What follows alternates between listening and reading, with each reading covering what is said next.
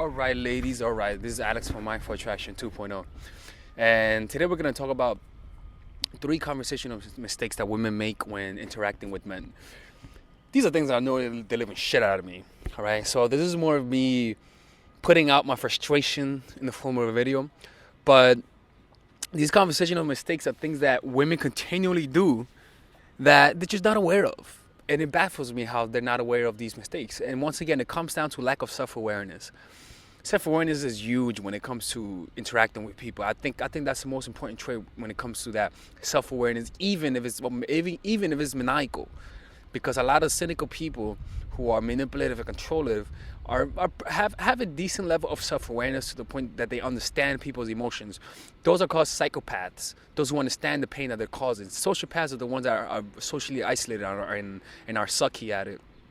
Anyway, let's just start it. Oh, by the way, today I was skating, right?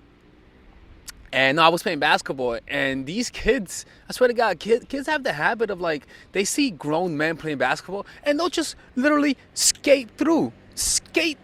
Like with the little skateboards, they'll skate through the court.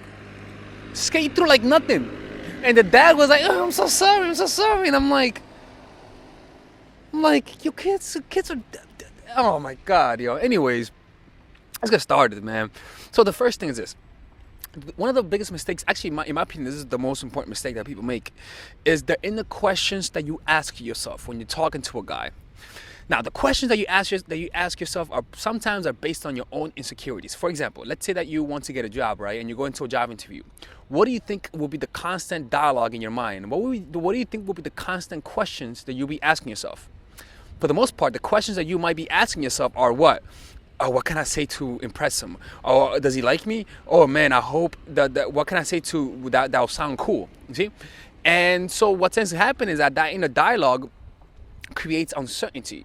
And then what tends to happen is that when there's uncertainty, there's usually fear. That's why we are afraid of the dark, because we are uncertain about what's happening until some light is shone onto it. So those kind of questions will make you feel nervous. So then when you're talking to a guy, let's say it's me, right? And you like me because I'm cute. Because I'm cute, right? And you're nervous, right? So what do you think the kind of questions you'll be asking yourself? How does he like me? What can I say to impress him? So those questions will cause you to do what? To go in your head and find things to say that will make me laugh and that it will impress me. So what happens is that those whatever you say that arises from that kind of question will usually come across jaded and a little weird. So then there's another question you can ask yourself, which is, what can I say right now to have fun?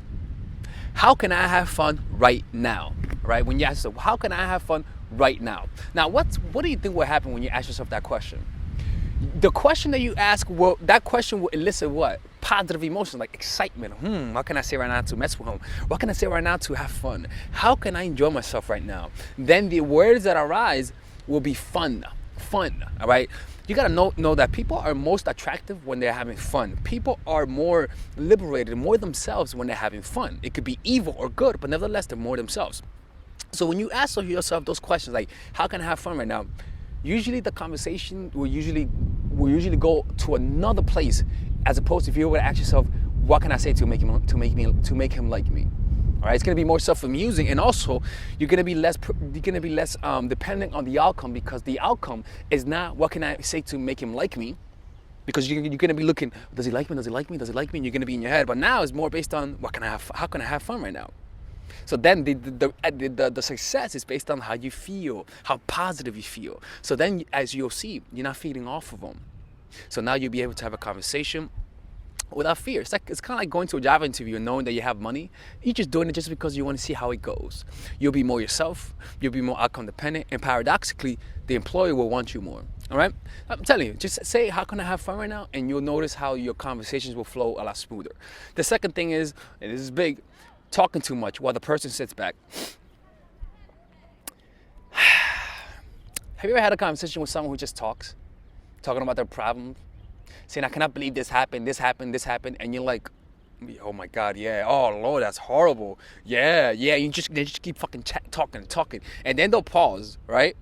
And you don't know what to say next because you just don't give a fuck, right? Well, they'll pause, look at you all serious, like, and they'll keep talking, and you're like, oh my God, how the fuck did I get out of this? Women do that a lot, all right? You gotta start getting out of the habit of doing that. Sometimes, when you notice the person just looking at you, oh yeah, oh yeah. When they're nodding their heads a lot, like when people nod their heads like this, it means they just want you to shut the fuck up. Like seriously, notice anytime you're talking to someone that you didn't want to talk to. When you saw this, yeah, yeah, yep. When I go like that, yep. Quick response, yep. It's the equivalent of just sending a K through text messaging. Shut the fuck up. All right. Sometimes shutting up will just help you save the damage that you're already inflicting. All right, and you just don't want to be put in that place where you are the annoying woman who just doesn't know how to shut up. To men is creepiness, the part that kills the attraction, and to women is talking too much. You know, it's crazy. How many times I tell you guys to shut up? It's crazy. Maybe like abuse. I can't believe. Don't go to this channel. He's always telling us to shut the fuck up and make sandwiches. All right, number 3, lack of silence and the pace being too fast. Too fast and talking too much is a sign of no confidence. Look, when you're confident in a situation, right? When someone's confident, when someone understands the value that they provide, do you think they need to talk too much? They don't. Quite the contrary. They leave more to be desired. They don't say everything. They don't give out every information. They make it hard on you to find out. So when you're talking and you notice that you just feel uncomfortable with silence, that's a huge sign. You got to learn how to have silence, because when you have silence, that enables the guy to actually put into the conversation. Now, if you don't want to have silence, then that's a reflection of how you perceive yourself, or how you perceive your level of attraction in that moment. You say, if I'm quiet, he might not like me. Or if I don't respond fast, he might lose attraction. Those things, the fear of like, if I don't do this, he might not like me, that's not good. But guess what? If that's not good, then that means you could address it. Go into that emotion and ask yourself, am I trying to feel better? And then when you notice yourself that you're trying to feel better through getting a quick response, then just ask yourself, what can I do? What would happen if I just stop trying to feel better for 1 minute, right? And then what happens is that you kind of satisfy that urge to text him back, or to do this or to do that to get his attention, right? And usually the behavior that arises from that is a lot more attractive. But generally speaking though, when you're talking to a guy, you gotta learn how to slow down, right? For example, like right now, I'll talk how you should be talking. So when you're talking to a guy, you gotta be able to have a steady pace, not too fast and not too slow, all right? And you're talking not too fast and not too slow. I'm like repeating the same thing, right? But you gotta have a pace. You can't just be consistently having high energy. Because most of the time people talk like this, too intense, right? And they may be talking about something that they're passionate about, right? And that's good, and that may be normal, but it makes people feel weird if you don't change the pace sometimes, all right? Now, it's important to know that just because you're doing this doesn't mean it's gonna work, because when the person doesn't want to be talking to you, when you're annoying them, when you're annoying a person, when they feel like, damn, this guy talks so much, it doesn't matter what you do. Anything that you say is going to be bad, all right? The most important thing to do then is to actually back off and stop talking and see what happens. If he chases back, and if he actually elaborates or even changes the topic, he wants to continue talking. And that's fine, because you women understand that when a guy's talking to you, when you're annoyed with a guy, you're gonna allow the silence to be there, right? But then if you actually just want to talk to him and you actually like him and he stops talking, what are you gonna do? You're gonna reinitiate. You women got to give the guys a chance to reinitiate through being okay with silence, but also through talking and having a pace to your talk, not being too fast, but just being at a pace, talking normally, all right, and not talking too fast, not having too much of a high energy, too low energy. Again, the easiest thing to do is notice your breath when you're talking to a guy. That's the easiest thing to do. Just notice the breath, all right. Another one is lack of self-awareness as well.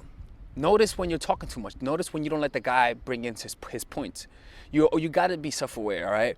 That's the last point that I didn't really include, but that self-awareness is huge, which can easily be done through noticing the breath when you're talking to someone, all right? Anyways, this is Alex from myforattraction.org. This video is simple, straight to the point, nothing complicated, and this is not like a 20-minute video, because I don't think this deserves a 20-minute session.